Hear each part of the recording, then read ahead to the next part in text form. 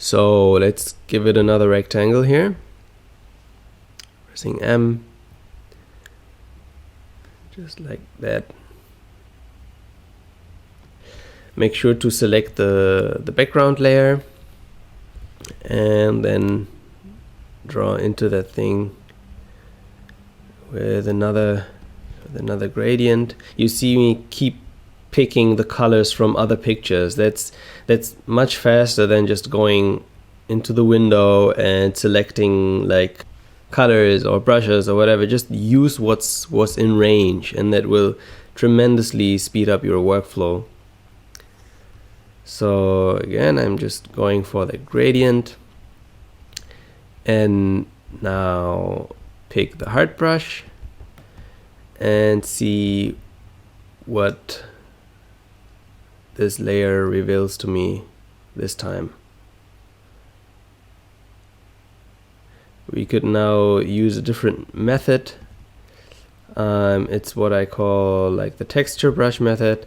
It's basically just picking any of the funky brushes you created, hopefully by yourself, and just draw something and see if the brush itself already reveals some type of gives you already an idea of what the scene could be like. And I'm already seeing something here, so let's go for it and see how we can bring it to life. So I'm picking my hard brush again, so I cannot get lost in the detail. And this could be like a nice hard rock standing on like a tilted surface.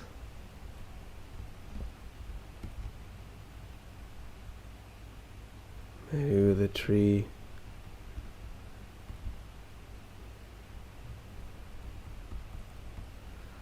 So, and now the cool thing is when I give it another layer with Control J, I can use a tool. Usually when I press W, I have this magic wand, and I can use the quick selection tool, and that is also what I really love to make like very fast changes. I can just select some parts that are obviously like separated. With Alt, I remove parts of the selection. I can just draw and intuitively figure out which part is right.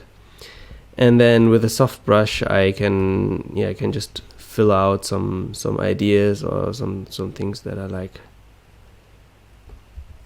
I just cut parts of this off. Give it some fog, make it a bit mystical.